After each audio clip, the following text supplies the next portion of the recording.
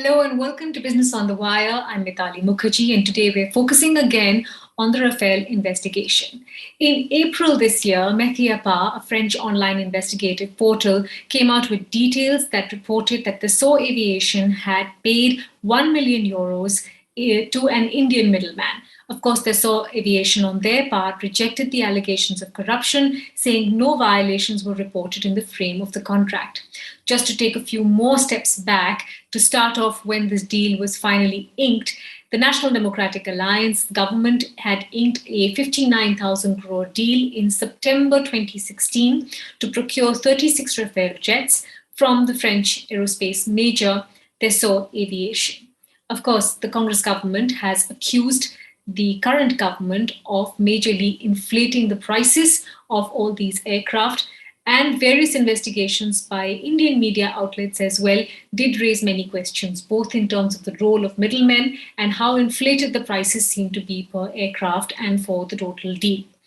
Now, cutting to the present and the updates at this point, Mediapart has revealed that they have documents pointing to the fact that both the Central Bureau of Investigation, the CBI here in India, and the Enforcement Directorate have had proof since October 2018 that the French aviation firm Dassault paid at least 7.5 million euros in secret commissions to middleman Sushen Gupta. This, of course, is in the context of the French firm's long and unfruitful attempt to go through with the Rafale deal for almost 7 years when the Congress Party was in command at the center. They could not secure that deal. If this alleged corruption took place in 2016, before the current government was in power, the question that is raised is why has no action been taken either by the CBI or the Investment Directorate, and what are the patterns that are emerging from this payment process? Joining me to talk about that is the man who has been tracking this story for many months now, and he's been breaking all the important updates on Rafale and with regards to this. So, Yann Philippin of Mediapart joins in to speak with me. Yann, thank you again for joining in and speaking with me. There are some new and interesting revelations that you have. Walk us through first what documents you found and what they point to. What we found is more than 12,000 pages of documents from the case file of the CBI investigation regarding corruption case, which is the Choppergate, this VVIP choppers that had been contracts, that had been won by the firm Augusta Westland. And so these documents from the CBI case file show that a middleman, Mr. Sushen Gupta, received money from Augusta Westland. And so the CBI asked the authorities of Mauritius to provide documents about a shell company called Interstellar that Mr. Gupta used to receive the Augusta Westland's kickback. And what our documents reveal is that the Mauritius authorities accepted to send these documents to the CBI director on 11th of October 2018, and that inside this document, there was proof that Mr. Gupta not only received money from Augusta Westland, but also received at least 7.5 million euros of commissions from Dassault about the Rafale deal. So the CBI was looking for Augusta Westland commissions. CBI found them, but they also found at the same time that secret offshore commissions had been paid to Mr. Gupta by Dassault regarding the Rafale deal. And what is very troubling is that just 1 week before receiving these documents from Mauritius proving the payment of commissions on the Rafale deal, the CBI had received a corruption complaint just 1 week before about the same deal. And despite these elements and the proof that commissions had been paid, the CBI basically buried the case and decided not to open an investigation. That's a lot of information baked into one observation, Yann. So let's unpack it a little bit. First up, you're saying that this is the same person that we're talking about, regardless of whether we're talking about the Rafale deal or whether we're talking about Augusta. There is the same middleman involved at this point. And secondly, what can we say in terms of pointing to the veracity of this documentation and all this paperwork that you have been through? First, yes, Mr. Sushen Gupta has been a middleman, both for AgustaWestland for the helicopters and for Dassault regarding the Rafale. And that's the reason why the CBI discovered these elements, because he used exactly the same schemes.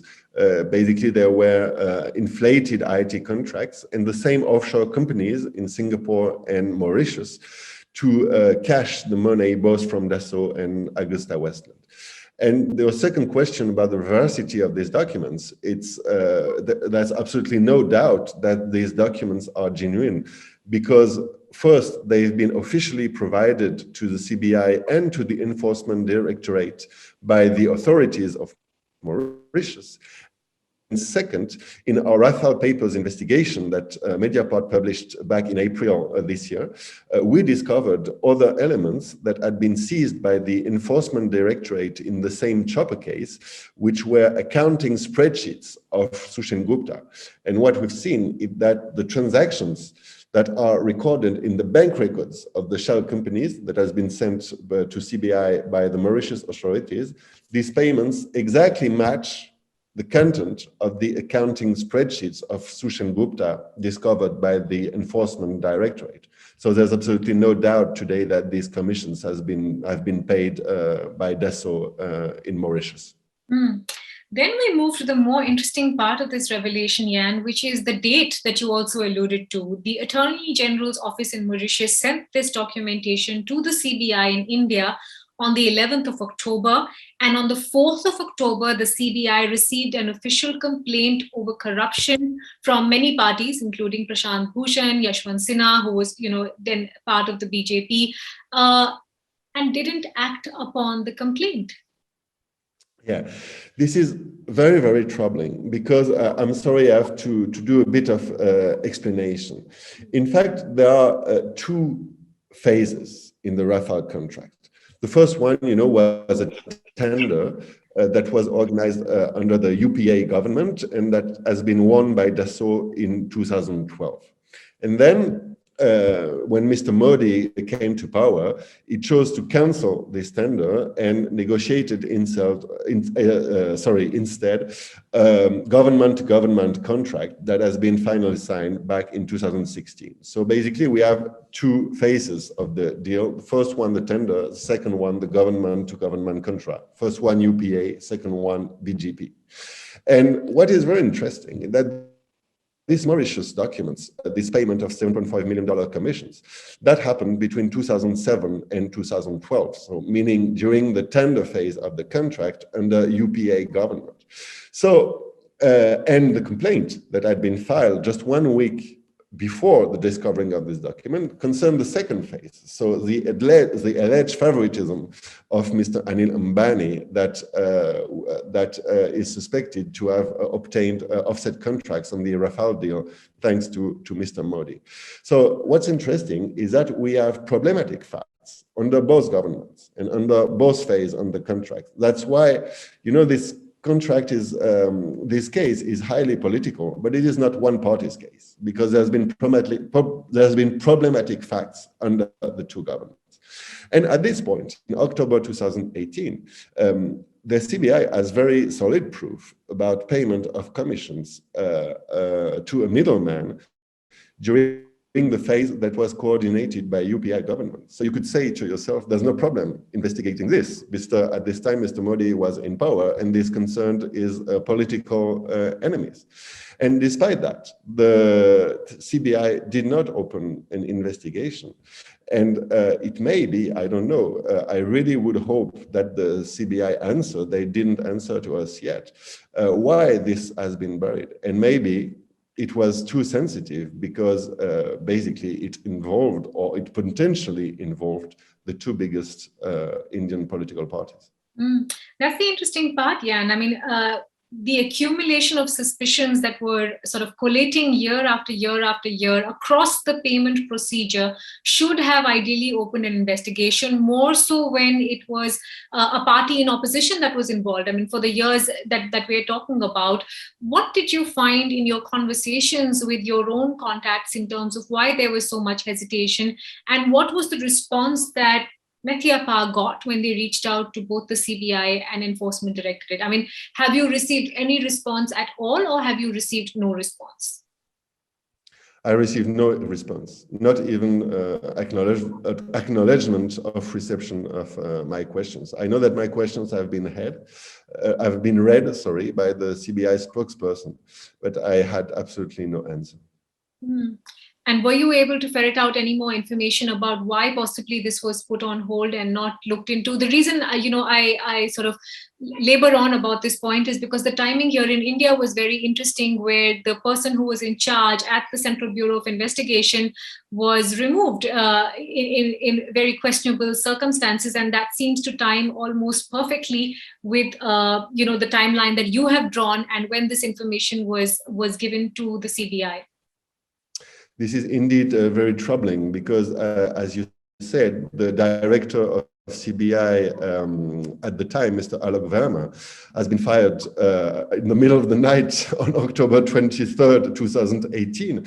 So that was only 3 weeks after the complaint and only 12 days after the reception of the Mauritius documents proving the payments of commissions to Mr. Gupta.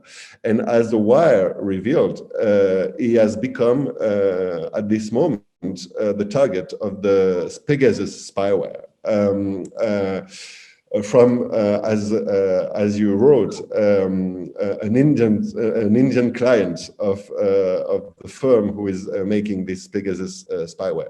So I know that there's been reports in the Indian press that the fact that, Mr. Verma has been fired could be linked to this, could be linked to the fact that Mr. Modi didn't want the CBI to open a probe on the Rafale. But anyway, this is what some Indian media reported, and I don't have information myself about this. Can the agencies, either the CBI or the Enforcement Directorate, deny the legitimacy of these papers, Yann? Because, as you pointed out, it's a tricky situation for them. Much of this paperwork actually also pertains to the Augusta case. So raising any question marks around the veracity of this documentation would mean that the Augusta case would also be compromised, would it not?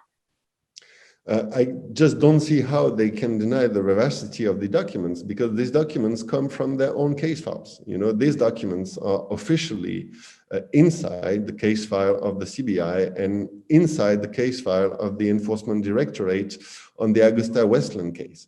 So, you know, I don't know how they can deny that these documents exist. They are basically in the case file.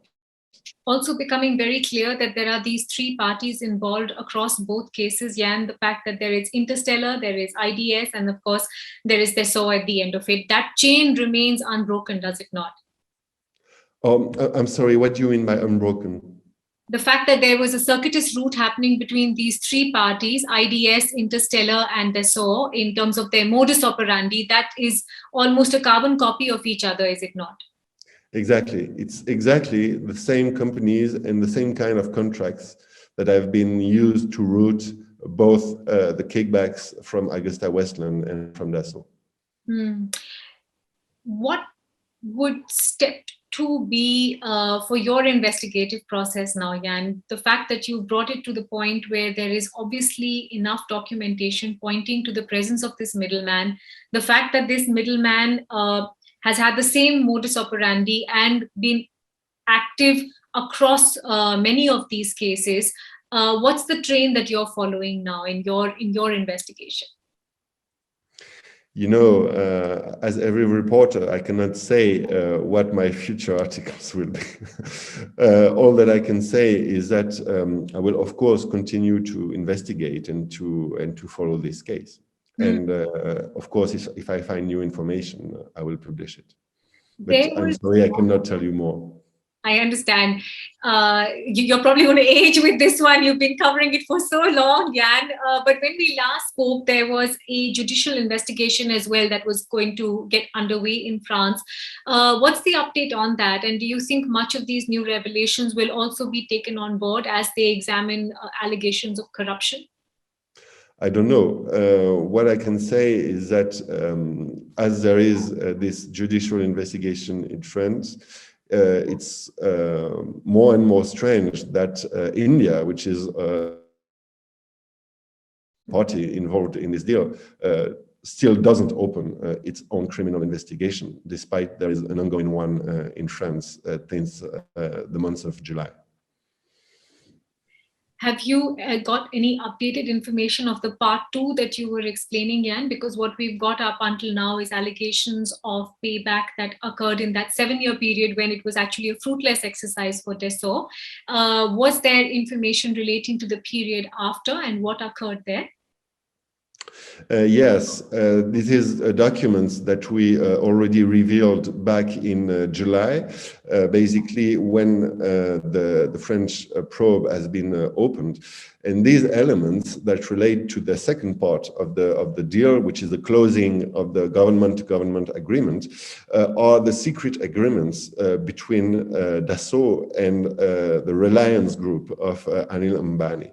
And in fact, what we revealed is that despite Reliance had almost no money and no experience in aerospace, in fact, Dassault in these agreements provided almost all the money that was necessary to launch the joint venture between the two companies. And what we also revealed is that the first agreement between Dassault and Reliance has been signed just before the surprise announcement made by Mr. Modi that the tender would be broken and replaced by a new government-to-government contract.